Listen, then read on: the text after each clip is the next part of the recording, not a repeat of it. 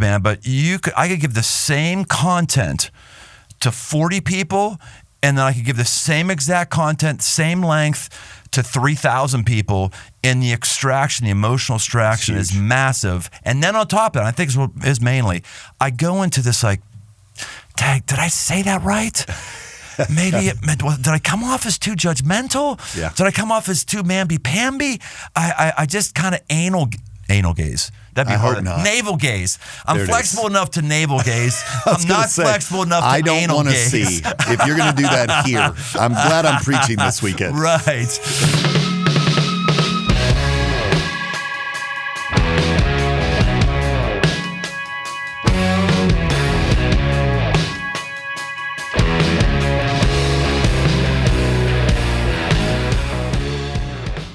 Welcome to The Aggressive Life. I love Dirt when we have people who are live in the studio. Same, yes. That's my favorite. Especially when I have friends of mine. Yes. Especially when they're communicators extraordinaires. The top communicators. Is that you, Dirt? Is that that's not me. No. Well, it sounds like you got a little Flavor Flav thing going on right now to your Chuck D over here. That's right. It's like, yeah, boy. Pastor B's. Yeah. You're going to have to Google that, some of you watching this. So if you don't know that iconic voice, becoming more and more iconic, his name is Matt Chandler. He's written a book called Overcomers, God's Vision for You to Thrive in an Age of Anxiety and Outrage. And it's based on the book of Revelation. We've gotten to know each other pretty well and are pretty good friends over the last several years. Yep. And anytime I can be with Matt, I'm all with Matt all the time. I'm in. You're in. Dude, you are gonna be so excited today because this is exactly what you need. Right here. See what this is the Fishbowl of topics. Okay. I don't even know what we're going to talk about. But did you, my bigger concern is who wrote what's on Dirt those. did. Oh, okay. Dirt did. Well, I don't know Dirt well enough. No, was that providential, that one that came out? It may have been. It just went back in. Was that the one? I don't know. Maybe it was. Okay. Can be. We'll say that's it. So we got topics here. And Matt and I were talking last night after we got Speaking Deal. I said, dude, you just have got the speaking gene, the communicating gene. I mean, you have obviously great grasp of eternal principles, great grasp of the scriptures, just fantastic. But your ability to cut through something and speak to it is really stunning. Thank you. It really is. It's fantastic. So this is going to be a lot of fun today. Are you ready? I'm ready. I don't know. Open up that piece of paper. I'll tell you. But I get to say some things every once in a while, too. I know. Listen, I've watched the podcast. I'm aware. All right, here we go. This is both of us. You both started big churches. If you had to start over today, what would you do differently? Well, you got a decade on me, bro. Teach me. Oh, man. If I had to do it over differently, I would have not gone to a meeting unless I was 90% sure there was something productive that was going to come out of it. I went to meetings just because I thought, well, this could be a good thing for me to go to, and many of them were not good. My worst memory is we were doing a campaign, our first campaign, and I was doing these evening meetings, getting with people, and every meeting was half of the RSVPs showed up, sure, and they were all, it was tough. And my daughter was in kindergarten, first grade. She was pitching at the softball game. And I thought, okay, this is done. I'm going to be good. I rolled over there, and I'm coming in the parking lot. They're coming out. Lib's driving the minivan, and I can see Lena, she's my oldest, said, "Oh, it was good. It's good. We're going to get ice cream." I said, "It's over?" I said, "It's over." And I remember just getting emotional there as we were driving back. I thought, I didn't need to go to that meeting. Yeah. I didn't go, and I missed this. I only got one time to see my daughter pitch for their softball. Yeah, you don't. It's funny you don't see those things. I think when you're a younger guy, this is always a hard question for me because one of the ways that I have to think through it is like if I could go back and tell 28-year-old Matt something, I think the first thing is, would he even listen to me? that guy knows what he's doing and he's driven and it's working. If 50-year-old Matt's just reflecting on the last 23 years, I think I would tweak our system of government as it is now. I have lay staff elders, or I have staff elders and lay elders, And I think it would probably be less complex if the only staff elders were lead pastors, and not. So right now, the director of missions, Trevor Joy, is an elder and an exec team member, and Mason King, who's the director of discipleship, he's also an elder. And then we've got these 3 other exec team members that aren't elders. Right. Anyway, it just kind of muddies the waters in different rooms. So in normal nomenclature for most folks, that would be your board is made up of people who don't get a paycheck from you and people who get a paycheck from you. That's right. And I would like it to be primarily people who do not get a paycheck from me. Right. Yeah, we've got one guy on our board, Darren Yates, our executive pastor, who's actually not technically on the board, but he's in every board meeting and is there because he just provides great data when they're asking questions. I love that. I don't remember that. Or he's But I mean, for all intents and purposes, he is a board member. He's there for every single one, but they cut him out of some things, and that works all right. But yeah, that'd be hard to have people who work for you on it. It's a weird dynamic, especially in the executive team room, which is where we get stuff done. But then there's 5 of us that have a little bit more information, that have been a part of different conversations. And have more authority. And ultimately have more authority. So it's a weird room. I mean, we're making it work. It just creates complexities and communication snafus when we're in a crisis. I like it. Okay, let's go to the next one here. Providentially, let's see what happens. What pulls out of the fishbowl is, this is good. This is the right question. This is providential. Best advice about public speaking you've ever gotten? I don't know that I've gotten a ton of advice. Here's a funny story. A very, very, very well-known pastor in Dallas, like huge church, probably 4 or 5 times the size of the church that I pastor. I was a young man, and he had me come in and preach for him. And afterwards, he said, hey, if you keep yelling like that, you are never going to build anything of consequence. He wanted me to kind of flatten out, steady out. And I'm certainly glad I didn't listen to him. But you got the good camelback. I'm not trying to do. I'm not using rhetorical devices that I studied. Right. This is just what comes out of me after I pray and steep and think, and then I've got a lot of. I'm an angsty person. Yeah. And so I've had to learn over the years. Probably, everybody's got those filler things they do, and so I needed to cut those out. I had a good friend I used to say, all right. I would say all right at almost every transition. And one sermon he took and he just cut it. He just took all the all rights out and just played it for me. He said, this is from Sunday at 9, and played it. And I was like, oh gosh, that's awful. Wow. And so that helped make me aware of that. But I don't know that I've gotten tons of advice. Now, I've had good kind of checkpoints over the years, like J.R. Vassar, who's a friend of mine, planted a church in New York. Now he's back in my area. One of my first sermons ever was out of Hebrews 12, preached out of Hebrews 12. And after it was over, he's like, hey, just one, like clear that you're anointed, clear that you have a gift, clear that God's using that gift. But have you ever read Hebrews 11? Because the way you preached Hebrews 12 led me to believe you hadn't fully understood the context of Hebrews 12. So, Hebrews 11 is the roll call of faith. Yep. Hebrews 12, then, therefore, since we're surrounded by a great cloud of witnesses, he was just like, it seemed like everything you said was true and good, but it wasn't, not out of that. Right. And I felt super embarrassed, Brian. I mean, I'm young. I don't have a lot of preaching reps. But what that did to me, maybe my pride, but maybe this is the gold side of that, was I thought, I'll never be wrong about the context again. I will know what this verse means in its context before I preach it ever again. Do you get, I'll answer this myself in a little bit, but just follow up on this. What is your depression quotient like after you speak? Guys like Spurgeon and Moody, it was very, very common for them to go into a deep depression the day after they preach. And I don't get depressed, but man, I get down the day afterwards.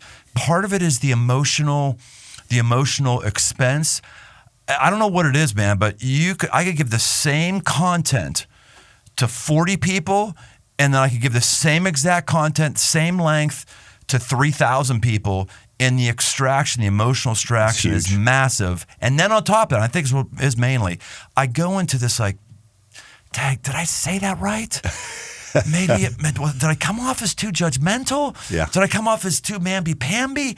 I just kind of anal gaze. I hope not. Navel gaze. I'm flexible enough to navel gaze. I'm not flexible enough to I don't anal want to gaze. see if you're going to do that here. I'm glad I'm preaching this weekend. Right.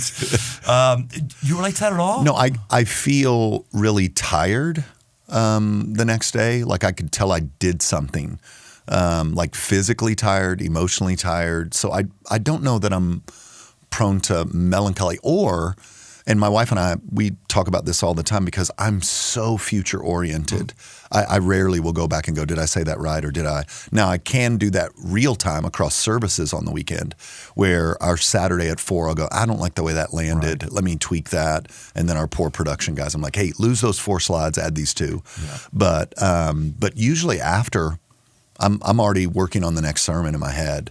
So like Lauren wakes up in the morning, has a cup of coffee, and she'll bring up something she said at a dinner 2 weeks ago, and I don't even know what she's talking about. So then I need context from her because I'm already in tomorrow. I've had to learn as a leader to celebrate real-time wins and to stay in certain things because I won't do it naturally. I'm already on to what's next. Yeah. So I have to watch that.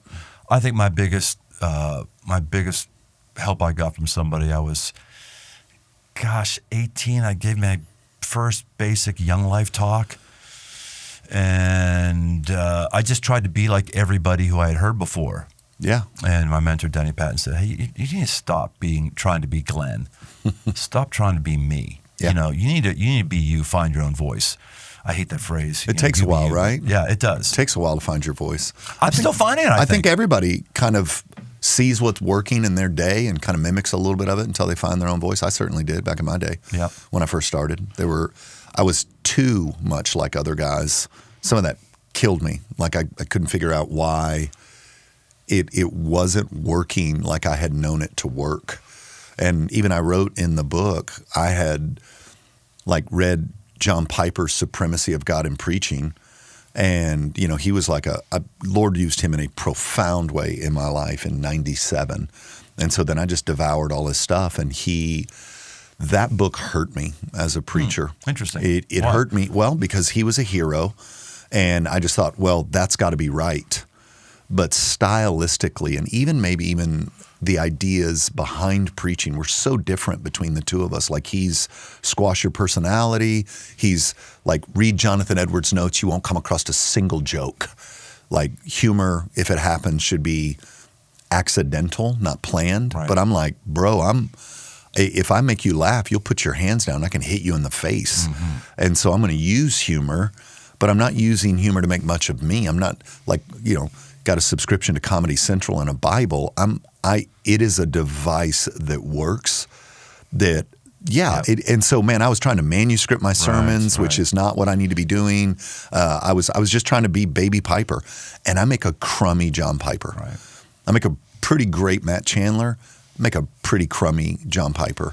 And so I had a couple of years there where I was just trying to work his system, and then it's just all that I'd been experienced before that in regards to power and transformation seemed to dry up. Right. So there was a line I learned in seminary. He who is convinced against his will remains of the same mind still. And humor breaks it down. We have a bond here. Yeah. We're laughing with one another. I just think it fosters life change. I don't think you should be going to the joke book 10 minutes before you get up on stage and finding a good joke. But no, be you. Yeah, you got to be authentic you. And so I'm funny, Brian. Very funny. I'm funny. Yeah. So, yeah. All right, here we go. Next one. Dirt's laughing at you over there right now, just you saying you're funny. If you had to live off only one meat for the rest of your life, what's it going to be? Oh, there's just no question. That's the easiest question I think I've ever been answered. I'm going beef. Beef? I'm going beef. Have you had elk? I have had elk. I love elk. And you would take it over elk? I would take it over elk. Huh, now, okay. I eat both often, but yeah, I'm going beef. Do you go elk hunting? I do. Oh my gosh, it's my favorite thing in the world. That's awesome. Other than Jesus and Lauren and my kids. I mean, just because somebody will listen, be in the comments, oh, he loves elk more than he loves Jesus. No, I don't. I love the Lord. Elk is a gift from the Lord. And ironically, somewhat from my wife, who and you lets me think go. it tastes not as good as beef. So maybe you're saying that I'm more influenced to have elk because I feel the satisfaction of having it killed by my hands? I love that feeling. When I put an elk roast on or I feed my family with something I tracked for 4 days, that feels really good. But there's the fattiness of beef. So elk's so lean. Yeah. But the fattiness of beef, like a good roast or a ribeye or like that fattiness is magic, man. Yeah, it's magic. It's a gift. I get that. I get it. All right, here we go. Next one here. There's got so many good ones here. What do you each think the church is getting right now, and where are we asleep? I would rephrase the question. Where are we asleep? I would rephrase it with how are we fatigued? There's an old line, I don't know who said it, but I just come to realize more and more that's just down the pike true. Fatigue makes cowards of us all. I hear that. I wish I could go back and do COVID. I think the church really got COVID wrong. I think the church was too reactionary. I think the church was constantly trying to thread the needle between following what our convictions was and not being too offensive to culture, or at least not opening the door to get shamed and cancel culture and deal with all that stuff. And I think for me, tiptoeing that line or trying to thread that needle was taking place because I was fatigued. Yeah. I was fatigued. And so I wish I could go back and do 2019 to 2021 with my current energy level, with my current clarity. And oh my gosh, I don't know a guy that doesn't want to redo for those 3 years. Maybe they're out there, but everybody I know is like, man, I wish I could have that little season over again. So. And I think the church is still getting that wrong right now. I think guys are still fatigued. I think one of the things in the back of my mind, oh man, here we go. But I got enough energy. I got enough energy. I'll take the hate. But I'm going like, okay, at what point am I going to say something about Donald Trump? Like, I just don't want to because I don't want to be political. But man, the level of deification that some Christians have towards him and what he's doing is really bothersome, let alone some of the things that he's doing. Yeah. I don't know, but I'm going, when I do, I need to make sure I get that one right versus before. Yeah, I was literally looking up a specific video on YouTube a couple of weeks ago on the Hebrides revivals, and all I could find was clips about how the Bible that Donald Trump carries is his grandmother's Bible, who was at the Hebrides revival. I was like, I'm trying to look up this profound Scottish revival that changed the world, and I'm having to hear about how Donald Trump's grandmother's Bible was there, and that. Yeah, I would not click it, so that's not the video I was looking for. But it's everywhere. I agree with you. It's a weird thing. I said just a couple of sentences that weren't positive a few weeks ago and got. I mean, I live in Dallas, bro. Right. I mean, it's not all that different than up here, but right. We work with a lot of refugees. Well, when he cut all that funding, there were 500 and something families we were expecting that had federal funding legally coming into the country.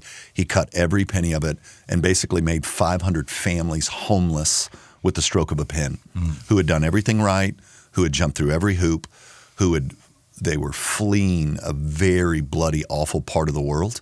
And so we just rallied the church, and I was going to go, this is why we're having to do this. So I know all the deification of Trump, but he missed this one. And then I'm just like, why are you mad at me for saying that? I don't mind him missing stuff. All of us as leaders miss something. What I mind is the belief of many that this guy is a believer who we should give him the benefit of the doubt. Fruit of the Spirit's really clear. Love, is that him? Joy, peace, patience, kindness, yeah, goodness, gentleness. faithfulness, self-control. I mean,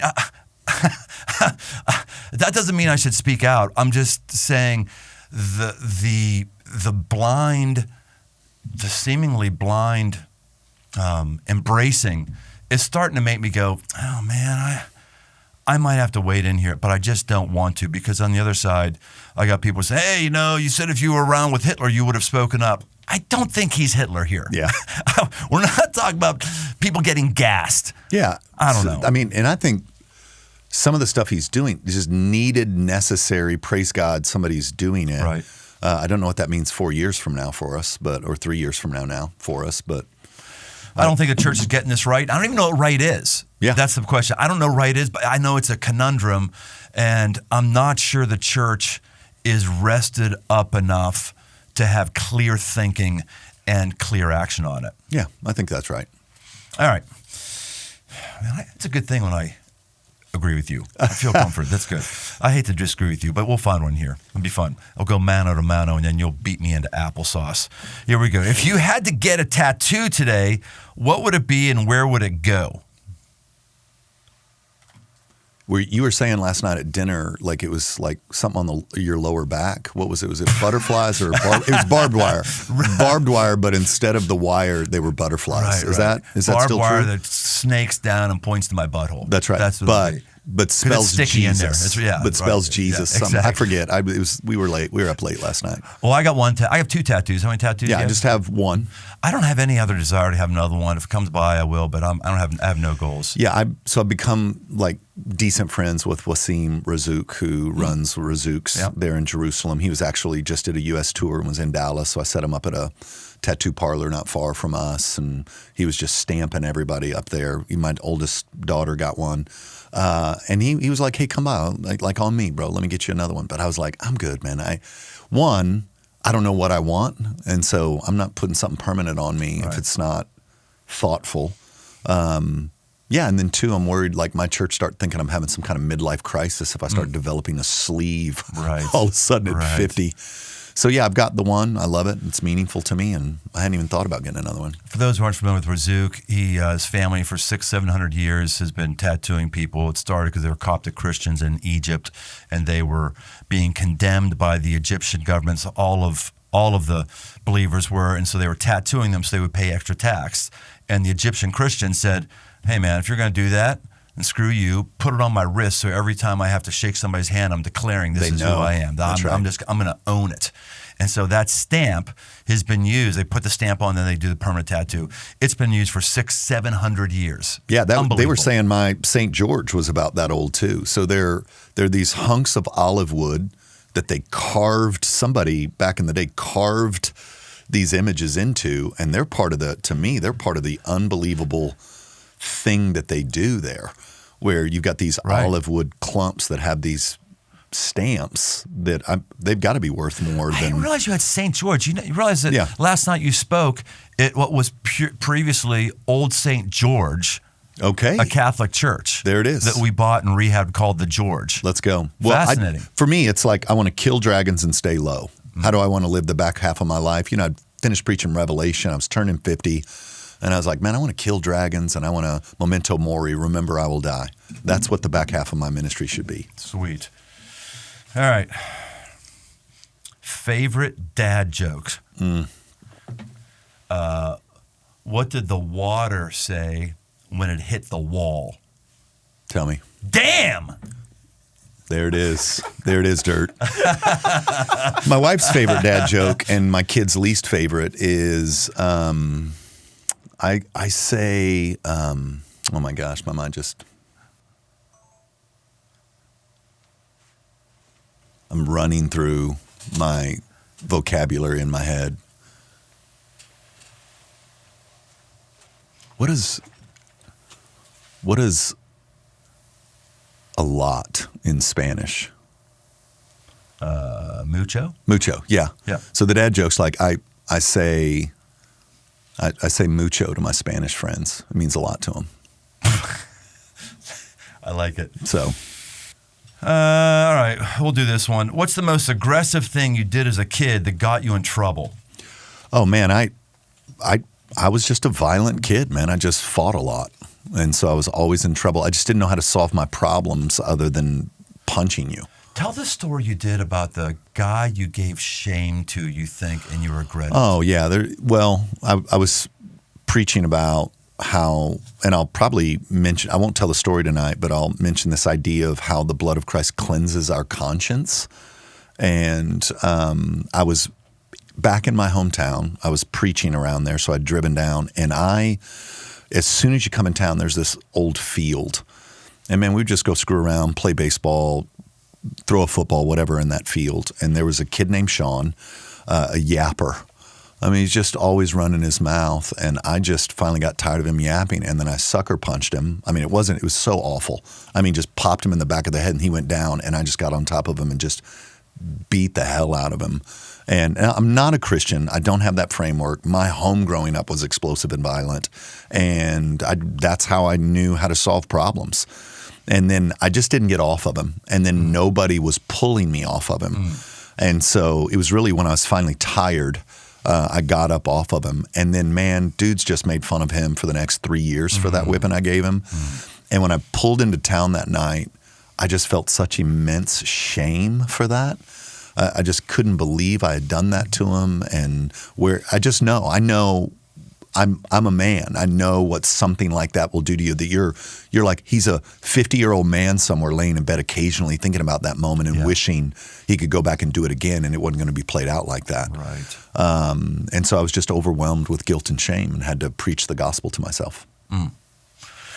Mine was in high school. I was a cheater, and I had a cheat sheet, and I got caught by Mr. Burlbaugh, the chemistry teacher, and he gave me an F. And so I did what I would do at that time. I destroyed something of yours, so I went and I blew up his mailbox with an M80. Nice. Yeah. You were smarter than I was. They wouldn't even let me take chemistry in high school. They're like, this isn't for you. Yeah. Go over there to aspects of modern math. You're going to be building fences, so go do that. Right. But then I thought, as I matured later on, I was, sometime shortly after seminary, I thought, man, that dude, not only did I destroy his property, like I probably haunted him. Yeah. So I wrote him a repentance letter. I enclosed some money for what I thought a new mailbox would have been and some interest. And he wrote back a nice letter, forgave me. I guess he was a believer. Come on, who knew? So it was cool. Who knew? It was good stuff. All right. What's one belief or practice you've softened on over time and one you've doubled down on? One belief or practice you've softened on over time and one you've doubled down on? Yeah, I think I became a Christian in what I would call, that wouldn't be fair. Let me rephrase it. I became a Christian at a church that was not open to the things of the Spirit at all. Like, I remember a 3-week series on why the gift of tongues doesn't exist. And I was just like, even then, that 3 weeks is a long time to cover this. So I don't know if there was something going on in our town where there's some charismatic church that was growing and taking members or something. But I just remember I grew up very skeptical of the work of the Holy Spirit, very closed off to some of what I see now clearly in the Scriptures. And the Lord, through a series of events, put new lenses on my face by which I could see the Scriptures rightly. And so that kind of cessationist, continuationist, like, do the gifts of the Spirit still exist? I'm very much, yes, they do, in a way that I was not in the early years of my faith because I was discipled. Double down, I will forever be a big God theology guy. Like, I want you to see God for all his godness, because I think that changes everything in a way that me preaching to your felt needs won't. Right. I think if God's big enough, then we can answer the questions about marriage, sex, and money. But if I answer, the marriage, sex, and money questions, but the God you believe in is itty-bitty, then there's no real transformation that takes place. So mine, I would say, I'm not trying to have any debate, but I have completely softened on my role of women in ministry. Okay. I was strict complementarian, and I'm damn near an egalitarian right now. So Okay. People would say that I'm a soft complementarian. Yeah. I like that. I mean, I don't think I like that. I just think it's funny that they're like, oh, you're not as complementarian as we want you to be, so we're just going to call you a soft complementarian. do they still put you in a box as a result of that? I think so. Yeah. I think there are people that don't understand how we're organized and how we operate, and think that I'm breaking certain scriptural mandates. Right. I would say I bet I'm not. Right. But I'm not wanting to have that discussion. I'm not going to spend the hours of my life arguing with a guy over how complementarian am I. Right.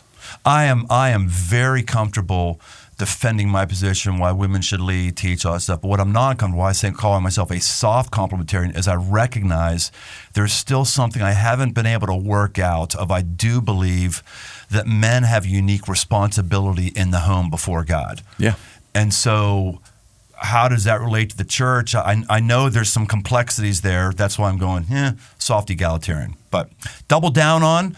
It sounds really like, duh, you should have done it a long time ago. But I'm with you. I'm just double down on people need the Bible. Yeah. They need the Bible. We had a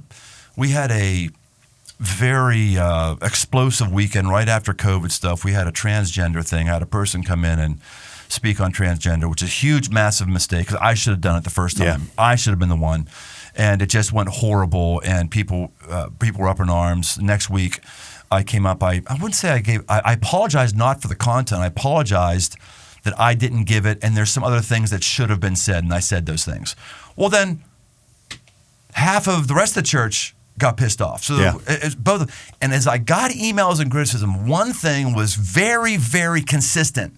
Neither side quoted a single Bible verse. Yeah. Neither side had any biblical worldview that they referenced. They said things that they had heard some culture warrior talk about who they thought was a Christian, but it was just biblically ignorant. I said, what kind of people am I growing here? I can't even get people to hate me in the right way. Hate me for what the scriptures say and quote it. Yeah. So I've doubled down on that. I'm just not dicking around with it. That's the way it should be. Right. Shame on me. All right, let's see what else we got here. The jar o' fun. The jar o' fun. Hoo-hoo. Now we're rolling here. How do you handle burnout? Yeah, I've hit the wall twice in 23 years. I think what I learned in both of those kind of periods hopefully will keep it from happening again. So you heard me talk about this in the Q&A yesterday before the event, but I've kind of shifted my metrics to I know I'm the best version of me. I have the most energy, the most juice, the clearest thinking when my heart's fully alive in Jesus.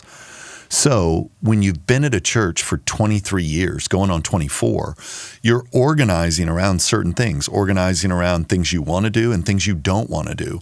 And so I sat down probably, I think we're about a decade into kind of naming this and trying to grow into it. Like, how do I organize my life around that principle? And then my elders are incredible. So I get 4 days a quarter to just go be by myself out at our river cabin. And I go out there and fast and pray and walk and sleep and just hang out with Jesus for 4 days. Try to honor the Sabbath on Fridays as best I can. Certain times, like I'm in a season right now where that's not happening. I can feel that.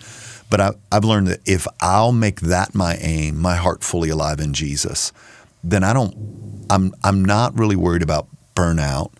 If the aim is got to nail this capital campaign, which that's true too, but I can do that as a secondary aim with my primary aim being my heart fully alive in Jesus. So in this season where I'm going to have 54 dinners and we're going to have extra meetings and there's going to be new pressures coming out of different places and I'm outside of my strength, how do I double down on intimacy with the Lord, slowing down where I can so I can do that in a way where the expenditure doesn't redline me. Yeah. And so that's how I've been trying to do it the last decade. And I haven't even felt close in the last few years. I haven't even felt close. But 2 other seasons of ministry, I just hit the wall. Right. And it came out of nowhere. There were signs, but I didn't even know the signs. And so, yeah, I'm hoping that this thing of this is the aim, this is always my aim, and I'm going to organize around it now, will be the thing that kind of keeps me from operating in my own strength as opposed to operating out of a joy of the Lord. Agree with all that, and you're more diligent on a regular fasting routine than I am right now. So I won't comment more on those amazing disciplines you have. I'll just add another one for me has been, the Bible talks about working quietly with your hands. Yeah. When I hit the wall and I was burned out at my worst, it was because all I had for my creative juices was ministry. Yeah. And when I do things with my hands, it restores me, and I'm not thinking about my day job. That's been helpful for me. If you could ask God one question and get an audible answer, what would it be? Oh man, I mean, there's more here, but I'd have questions about one of my kids in particular. So I have a kid who has never really recovered from me getting sick when she was little. Oh, wow. She just has a real hard time believing that God is good, even though he healed me. But we were thick as thieves, still are. And man, it just hurt her in a way that she has a hard time trusting him fully. She's great. She's a great young woman. She's married. She was calling me right before. I had to send her to voicemail right before we did this. We're still super close, but she has had the hardest time since then. She was 6 when it happened. Just has the hardest time trusting the Lord that he's good, because even though he healed me, in her mind, but he let this happen. And I probably have some questions around that. You've obviously said all the right theological things to him, but they haven't helped, obviously. Yeah, no. Because she's still, that prefrontal cortex isn't what it will be one day. I don't know that she's lived enough life yet to kind of let this frame correctly. She just knows she loves me, and that felt really unfair to her. That my daddy loves the Lord, and he sacrificed for the Lord, and he served the Lord, and you gave him brain cancer? Was she 25 now? I'm trying to do 23 now. 23, all right. So that's been hard. It's been hard. Yeah. So she keeps distance from the Lord. And, you hate that for your kid. I don't want my kids to be church people. So you would ask God, why are you not healing my daughter of this? Why are you not giving her something different? What would you ask him?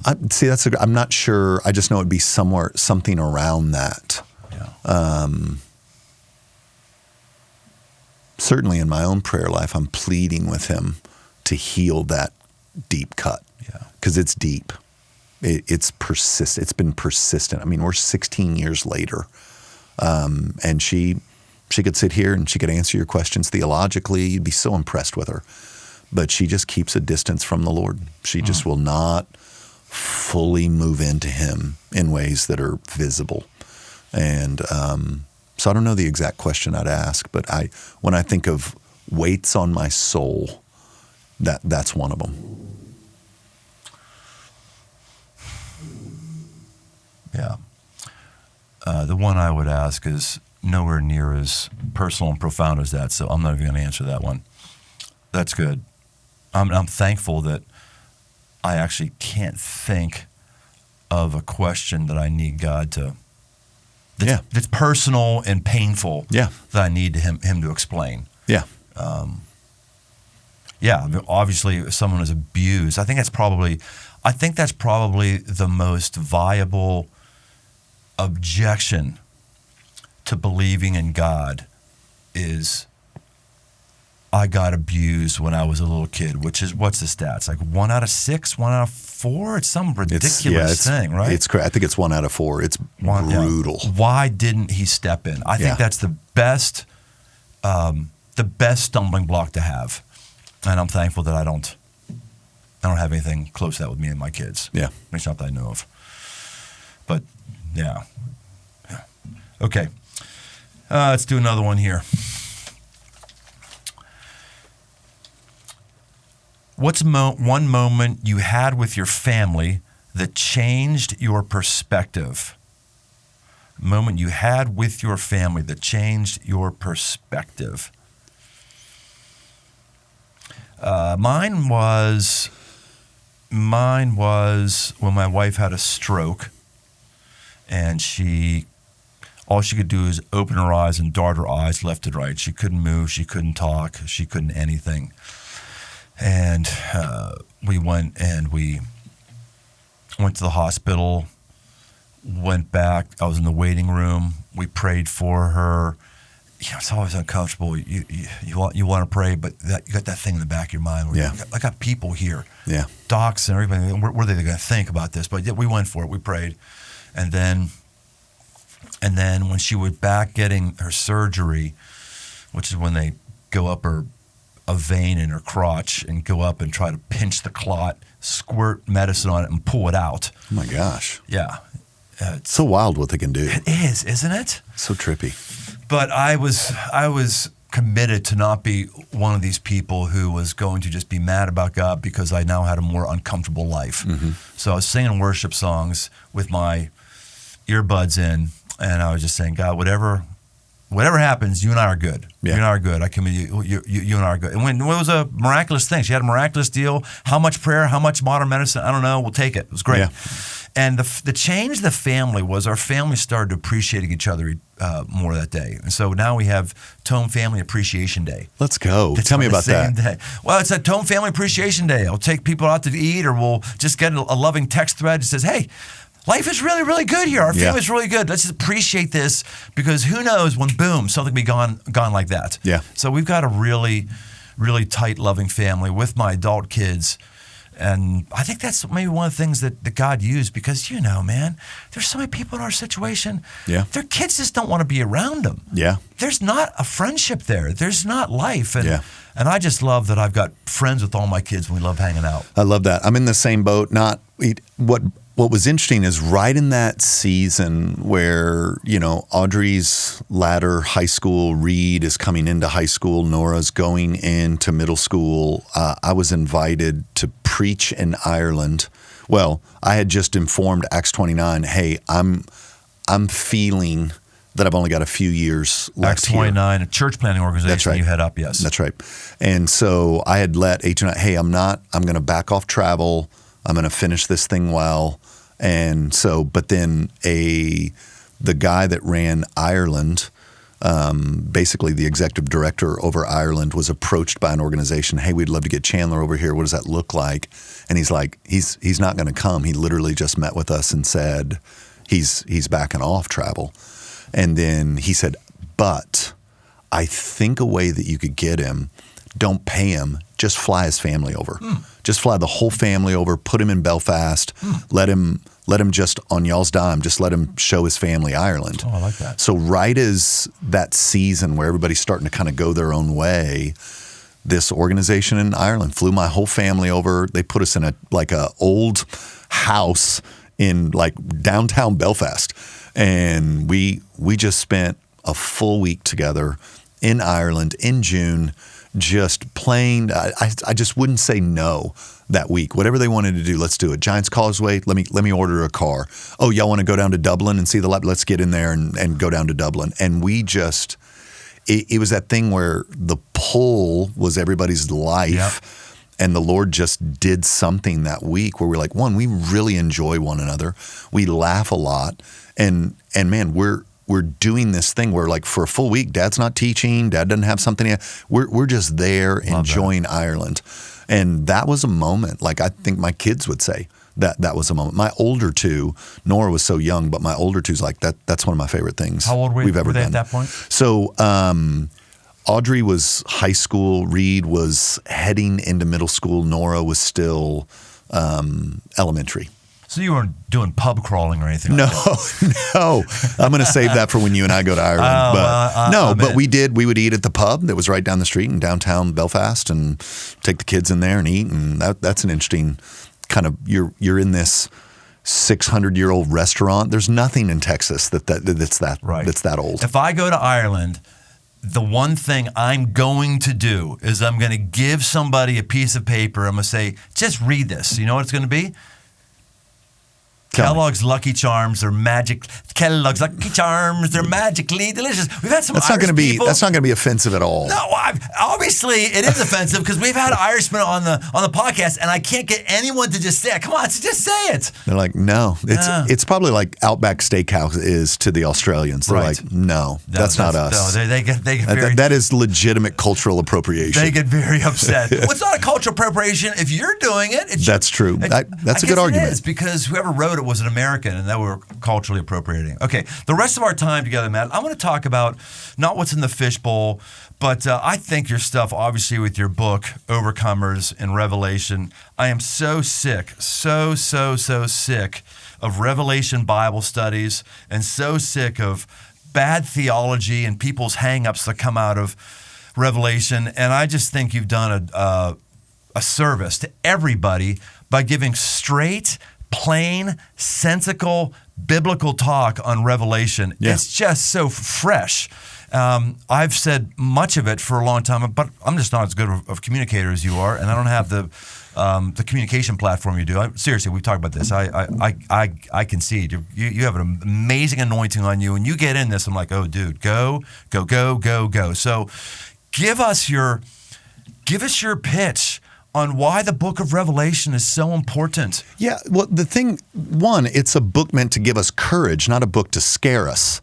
I mean, the whole book was given to the church at a time that it's hard to get our minds around how dark and difficult it was, which is why I tend to get frustrated if people take the 7, letters to the churches and bash those guys. I was like, man, you don't have a freaking clue what it was like to try to be a Christian in that setting. Absolutely brutal.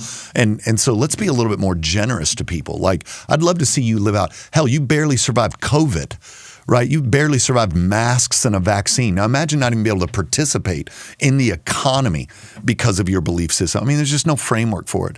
But the book was meant to fuel courage and boldness around the victory of Christ. And man, all this janky stuff that's been put on it the last 150 years has robbed us of that. Gosh, even like at the beginning, like Jesus says, he who does these things written in this book it's a book of discipleship. It's not a weird book that only the last generation before Christ's return can even read it and understand it. That's never been the purpose of the book. That started 150 years ago with Darby. And it's just unfortunate.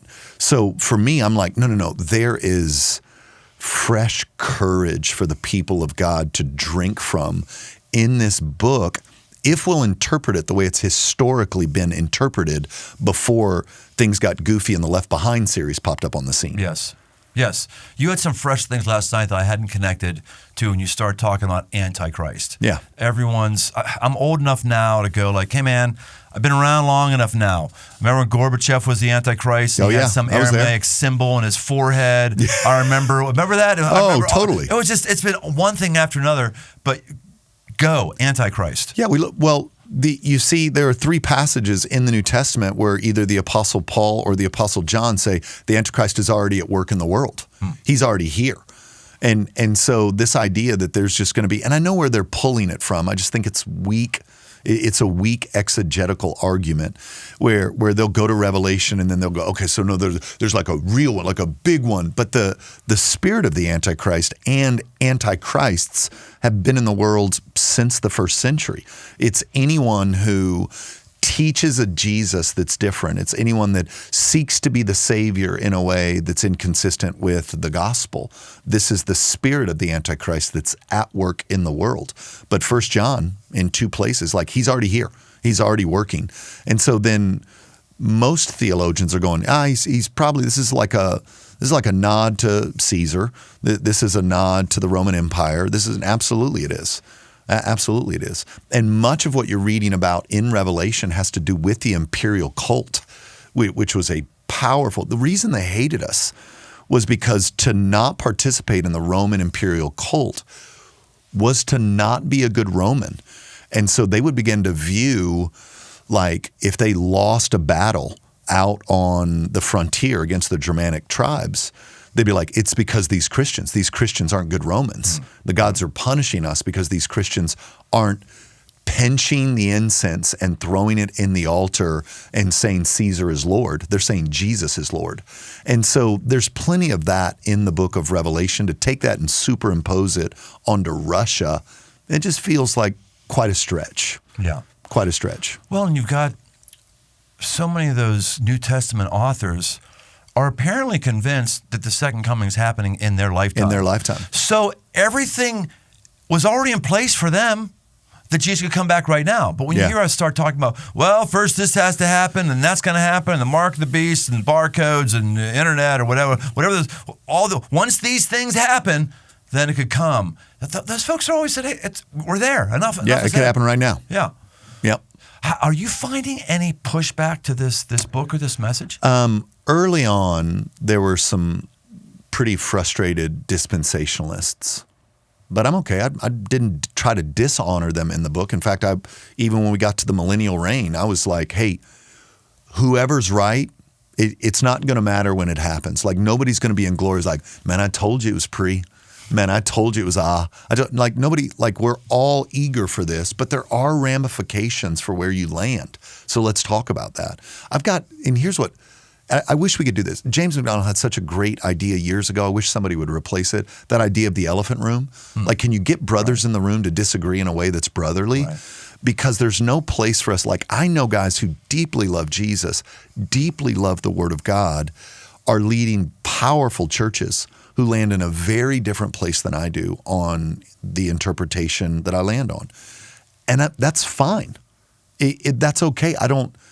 There's no reason to break fellowship. I don't dislike you because that's where you land. Gosh, we could do this with almost any kind of theological grid, but there's no place to model, everything's not the gospel. Everything's not primary. There can be differences in this interpretation that don't mean we have to break fellowship or we can't be friends. Or I'm talking about the idea. I'm not talking about you. Yeah. I'm talking about this doctrine. I'm not talking about you as a person. But that's hard in our culture. It's an outrage culture. We want to be upset about something. And when you want to be upset about something, you can find something to be upset about. So the millennial reign, that period of 1,000 years that's supposed to be after a rapture of some sort, and there's tribulation happens in there. So you got pre-this, pre-that, post-millennial, whatever, amillennial, which means there is no literal 1,000-year millennial. I remember hearing Rick Warren speak on this. He said, you ever hear Rick talk about this? I didn't. He said, the only thing that determines whether you're premillennial, postmillennial, or amillennial is which Bible verses you want to deny. That might be true about a lot of doctrine, where we want to kind of have no tension in the text, but I think the text is full of tension. It's so solid, so strong. Matt, what do you want to talk about? We only got a couple minutes left. Anything you want to talk about here? Yeah, I mean, I would love to hear you talk about one of the things I've noticed about Crossroads this year and kind of your leadership, and then is this kind of I'm watching from afar, so I was curious just what the Lord was doing in regards to, I know you guys had that, that build the tent and let's seek the face of God. Let's ask for an outpouring of God in our day. Right. I love that movement that's kicking up again, where we're praying and expecting and longing, and I think even seeing some of the first fruits of what could be another awakening all around us, especially with Gen Z. Yep. So, man, I'd love to hear you just talk about what God was doing in your heart, and where you're kind of trying to lead into that here at Crossroads. I'd love to just hear you talk about that. At my heart, I'm an adventurer. I like new things. Yeah. And so what's been difficult for me is hitting the same nail for 29 years, the same job responsibilities for 29 years. And I believe all those responsibilities have to happen. I believe God has had us structure our church the way it is. The creative element we have on services and this and that, I don't have any second guessing around any of that. I'm sure some of it's wrong, but I don't have any second guessing on that. What I started having the second guessing on is, man, I just can't keep doing the same thing. I'm gonna go to a dark place and do something really, really stupid. I need something different to sink my teeth into, and I don't know how I got onto it, but I just got into a fresh season of studying awakenings and seeing what God does in awakenings and the difference between awakenings and revivals.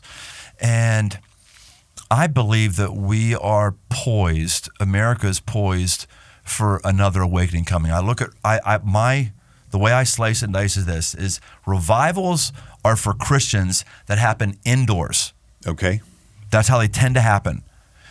Awakenings are for the masses, and conversions happen, and they happen outdoors. Okay. That's the history of it as I see. All the great revivals, they were outside. In fact, when Whitefield was doing his thing, 15,000 people showing up in Baltimore, his voice projecting to all of them. Supernaturally? Totally. Yeah. He was criticized because he was meeting outside of the church. He wanted to do it all the church. There's something about the outside. Is it because creation is hearkening unto God? Is it because when we're outside, we're not in a box and we can lift our gaze? I don't know what it is, but there's something there with the outside. So that's why we started doubling down on our camp ministry and preparing for that. And simultaneously, what I didn't know, this is why I just came unglued when I was that passage retreat we're at somewhat recently when Jenny Allen spoke, and I'm in my little box over here.